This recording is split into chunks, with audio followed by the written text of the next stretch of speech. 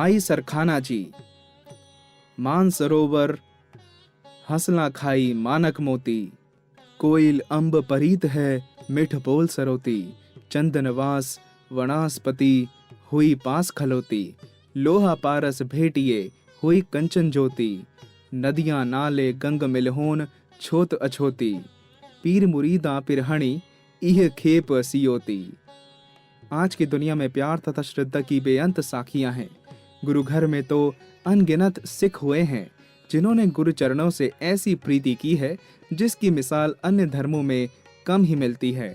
ऐसी प्रीति की व्याख्या करते हुए भाई गुरदास जी फरमाते हैं कि सिख गुरु से ऐसी प्रीति करते हैं जैसे मान सरोवर के हंस मोतियों के साथ करते हैं, भाव मोती खाते हैं। कोयल का प्यार आमों के साथ है तथा उनके वैराग में मीठे गीत गाती रहती है। चंदन की सुगंधी से सारी वनस्पति झूम उठती है।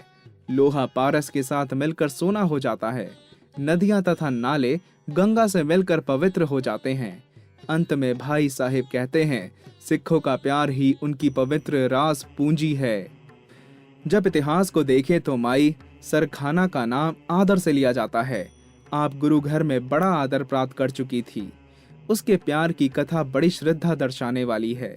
वह प्यारी दीवानी श्रद्धालु तथा अमर आत्मा हुई जिसका यश आज भी गाया जाता है। किसी गुरु सिख से माई ने गुरु घर की शोभा सुनी। उस समय बुढ़ापा निकट था तथा जवानी ढल चुकी थी। बच्चों का विवाह हो गया था। जिम्मेवारियां सिर से उतर गई थी।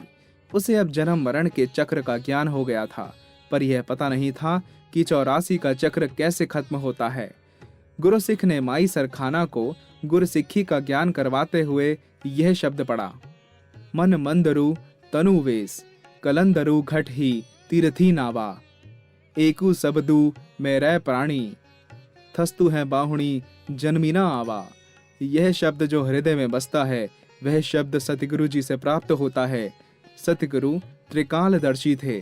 सतगुरु नानक देव जी की गुरुगद्दी पर छठे पातशाह हैं, मीरी पीरी के मालिक। उनको याद कर उनके चरणों में सुरत लगाकर मन में श्रद्धा धारण करो। अच्छा, मैं श्रद्धा करूंगी, मुझे बताओ सेवा के लिए भेंट क्या रखूंगी जब दर्शन करूं? माई सरखाना ने पूछा था। गुरु सिख सतगुरु जी प्रीत पर श्रद्धा चाहते हैं। कार भेंट जो भी हो, पहुंच से ऊपर कुछ नहीं मांगते, एक टके से भी प्रसन्न होते हैं। उनके दरबार में सेवक हाथी घोड़े दुशाले रेशमी वस्त्र सोना चांदी बेअंत भेंट चढ़ाते हैं। 9 निधियां तथा 12 सिद्धियां हैं। सतगुरु जी अवश्य आपका जन्म मरण काटेंगे, वह कृपा के सागर हैं। हरि गोविंद गुरु अर्जन हुम गुरु गोविंद नाउ सदवाया, गुरु मूर्ति गुरु शब्द है साध संगति विच प्रगटी आया, पैरीम पाई सब जगत तराया। इस तरह गुरु घर की शोभा सुनकर माई सरखाना गुरु जी की श्रद्धालु बन गई। उसने ध्यान कर लिया तथा गुरु सिख द्वारा सुने मूल मंत्र का जाप करने लगी। उसके मन में प्रेम जाग पड़ा। मन के साथ हाथ भी सेवा के लिए उत्साहित हुए। अपनी फसलों में से मोटे मोटे गुल्लों वाली कपास चुनी। कपास चुनकर पेली तथा फिर रुई पिंजाई। रुई पिंजाई गई तो सतगुरु जी के ध्यान धर कर कातती रही। रुई कात कर जुलाहे से श्रद्धा के साथ कपड़ा तैयार करवाया। बुढ़ापे में लंबी आयु के तजुर्बे के साथ बारीक तथा सूत का कपड़ा रेशमी कपड़े जैसा था। उसने अपने हाथ से चादरा तैयार किया तथा मन में श्रद्धा धारण की, सतगुरु जी के दर्शन हो। पर गुरसिखों से सुनती रही कि गुरु जी के दरबार में राजा महाराजा तथा वजीर आते हैं। फिर वैराग के साथ मन में सोचती, मैं तो गुरसिख हूँ जिसके पास एक चादरा है, वह भी खादी का, कैसे सतगुरु जी स्वीकार करेंगे? इस तरह मन में वैराग आया तथा मन में उतार चढ़ाव रहा। मीरी पीरी के मालिक सतगुरु हरिगोबिंद साहिब जी मालवे की धरती को पूजनीय बनाने तथा सिख सेवकों का उद्धार करने गए थे।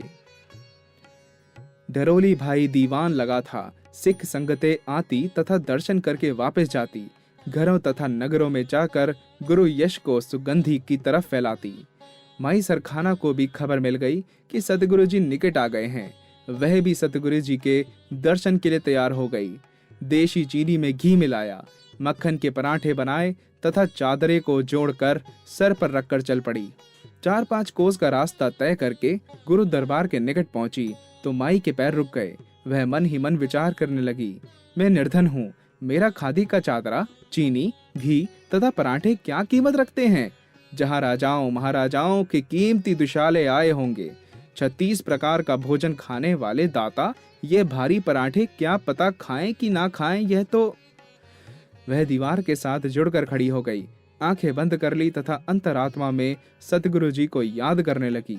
वह दुनिया को भूल गई, अटल ध्यान लग गया, सुरती जुड़ गई। उधर सच्चे पातशाह सतगुरु हरि गोबिंद साहिब जी महाराज, मीरी पीरी के मालिक, भवसागर से पार करने की समर्था रखने वाले दाता, दयावान, अंतर्यामी जान गए। माता सरखाना ध्यान लगाकर खड़ी है, उसके आगे ब्रह्म की दीवार है, वह दीवार पीछे नहीं हट सकती जितनी देर कृपा ना हो। अंतर्यामी दाता ने हुक्म दिया, घोड़ा लाओ। यह हुक्म देकर पलंग से उठ गए, जूता पहना तथा शीघ्र ही दीवान में से बाहर हुए। सिख संगत चोजी प्रीतम के चोज को देखकर हैरान हुए।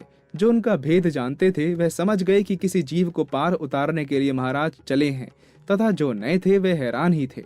उनकी हैरानी को दूर करने वाला कोई न था।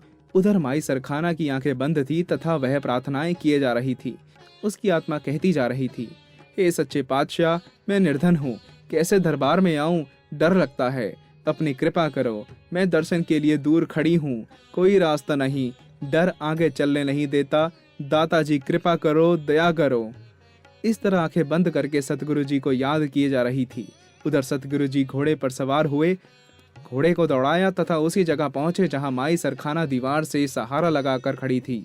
सतगुरु जी ने आवाज दी, माता जी देखो, आंखें खोल कर देखो। सतगुरु जी के यह शब्द सुनकर माई ने आंखें खोली, देखा दाता घोड़े पर सवार खड़े थे। माई शीघ्र ही आगे हुई, चरणों पर शीश झुकाकर प्रणाम किया। खुशी में इतनी मग्न हो गई कि उसकी जुबान ना खुली, वह कुछ बोल न सकी। बहती आंखों से सतगुरु की तरफ देखती दर्शन करती गई। सच्चे पातशाह ने कहा, अच्छा माता जी, रोटी दें, हम खाएं, हमें बहुत भूख लगी है। पराठे, आपका हम इंतजार करते रहे, आप तो रास्ते में ही खड़े रहे। माई ने झोली में से घी, चीनी वाला डिब्बा तथा पराठे निकालकर सतगुरु जी को पकड़ा दिया। सतगुरु जी ने प्रसन्न होकर भोजन किया। भोजन करने के बाद सतगुरु जी ने चादरे की मांग की। माई ने चादरा गुरु जी को भेंट कर दिया। माई ने जी भर कर दर्शन कर लिए एवं मन की श्रद्धा पूरी हो गई। माई कृतार्थ हो गई, उसका जन्म मरण का चक्र खत्म हो गया। दाता ने अपनी कृपा से माई सरखाना को अमर कर दिया। सतगुरु जी माई सरखाना का उद्धार कर ही रहे थे कि पीछे सिख आ गए। हजूरी सिख को सतगुरु जी ने हुक्म दिया, माता जी को दरबार में ले जाओ। ये हुक्म करके आप दरबार की तरफ चले गए। माई सरखाना 2 दिन दरबार में रहकर दर्शन करती रही।